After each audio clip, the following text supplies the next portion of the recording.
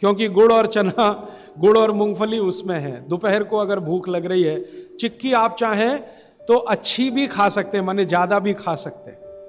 बस एक ही तकलीफ ध्यान में रखें कि जब चिक्की और गुड़ ज्यादा हो जाए तो थोड़ी सोंठ चाट लें या थोड़ी सोंठ खा लें, तो उसका जो तासीर है वो तुरंत बदल जाता है। नहीं तो ज्यादा चिक्की खा ली तो नाक में से खून आ सकता है।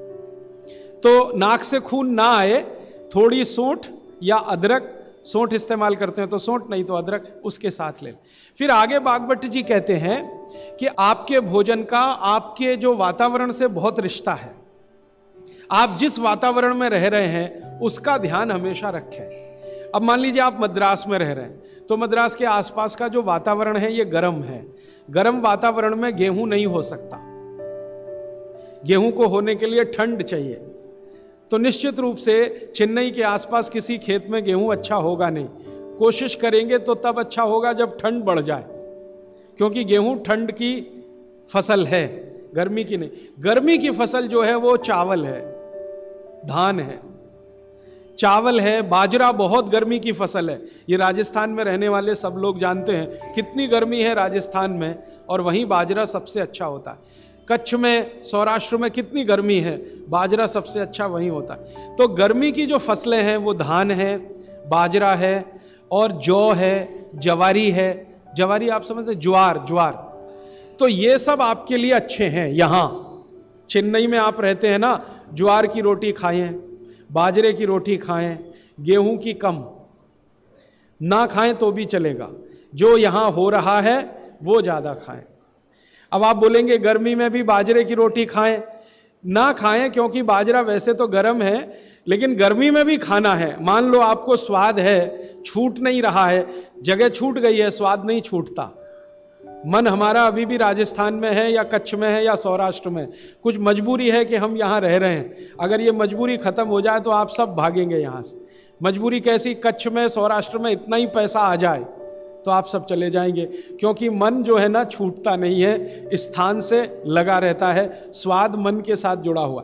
तो स्वाद के लिए ही अगर बाजरा खाना चाहते हैं तो बिना गुड़ के ना खाएं। यहां पर चेन्नई में गुड़ और घी के साथ बाजरे की रोटी आप खा सकते हैं, गुड़ और घी के साथ जवारी की रोटी आप खा सकते हैं। ज्यादा आप खाएं तो चावल आपके लिए, धान जो यहां होता है वो सबसे अच्छा है।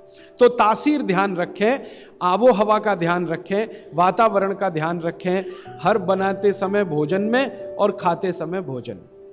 ये कुछ सूत्र हैं जो बहुत आवश्यक हैं आपके लिए, मैं मानता हूं, जो मैंने आपको पिछले एक 45 मिनट या 30 मिनट में जो रिपीट किए, जिनको मैं बहुत आवश्यक मानता हूं। और इसमें से एक सूत्र छूट गया जो बहुत आवश्यक, सुबह सुबह उठकर पहले पानी पिए। सुबह सुबह उठकर पहले पानी पिए। कारण मैं बता चुका हूं कि उठते ही आपके मुंह में जो लार बन रही है वो बहुत बहुत बहुत कीमती है, उसकी कीमत लगा नहीं सकते आप, वो एकदम अमूल्य चीज है। वो अंदर ही जाए तो अच्छा है। तो आप उठते ही पानी पीने का नियम बनाएं। कितना पानी पिए? मैंने बताया था 18 से कम उम्र के जो बच्चे हैं उनको लगभग 1.5 से 2 गिलास, 60 से ऊपर के जो बुजुर्ग हैं उनको भी 1.5 से 2 गिलास, और आप जिस उम्र में हैं 18 से 60 तो कम से कम 3 गिलास। पीने का तरीका वही है, सिप सिप सिप सिप करके पीना। और ये सुबह का पानी अकेला पानी है जो बिना प्यास के भी पीना। जी, ये मुख्य नियम मैं मानता हूं आपको जरूर धारण करने चाहिए।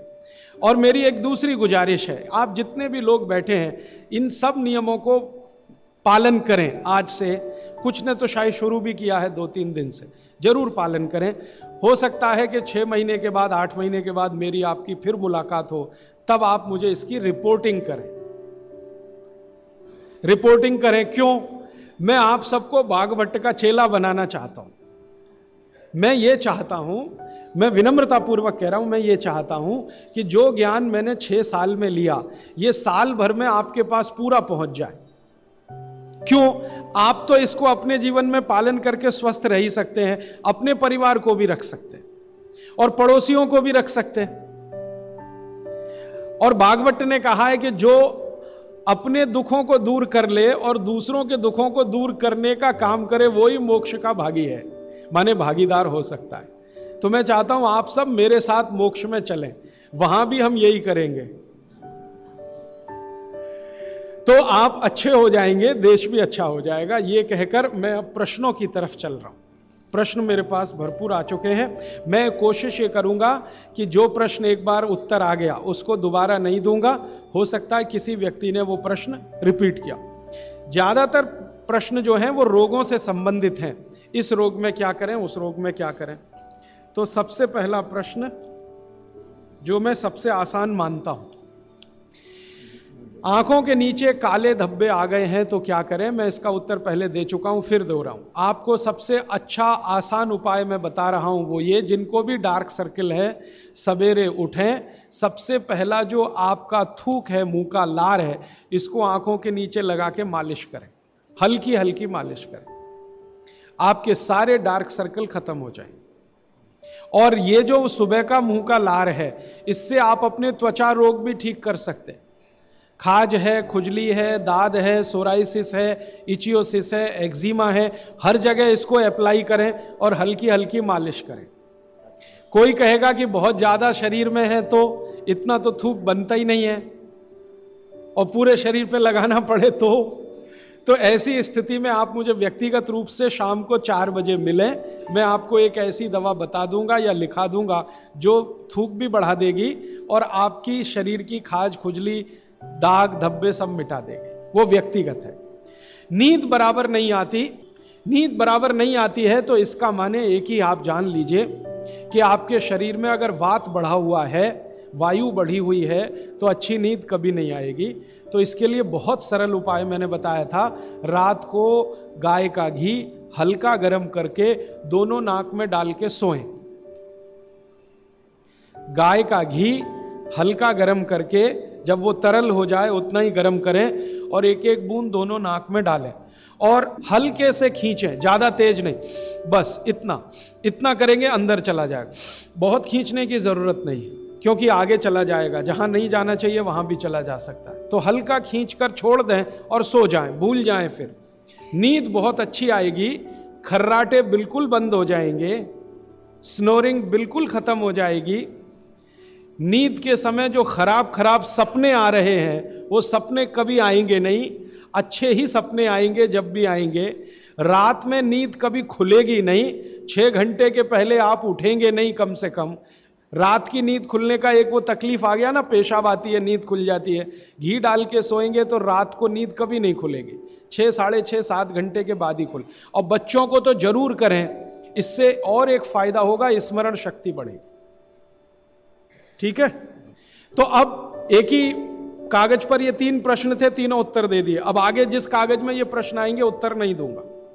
अभी है हाई ब्लड प्रेशर, रक्त का ऊंचा दबाव, अस्थमा, पेट की कब्जी,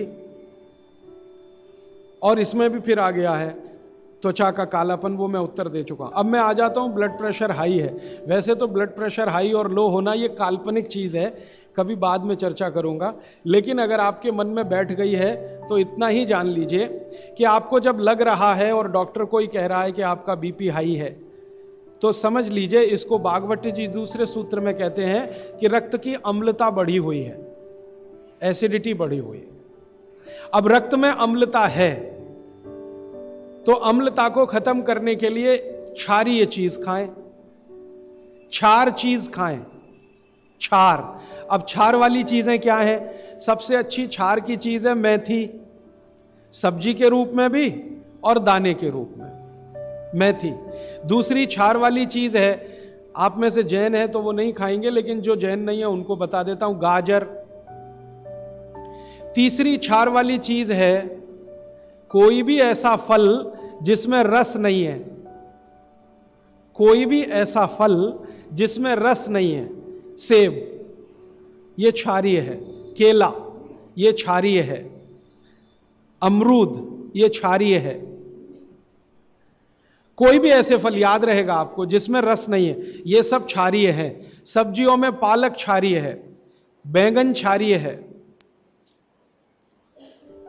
आलू के बारे में कहते हैं ना अम्लीय ना क्षारीय, वो बीच का है। तो जो सब्जियां आपको क्षारीय हैं और जो मसाले माने औषधियां, क्षारी, इनका उपयोग करें तो अम्लता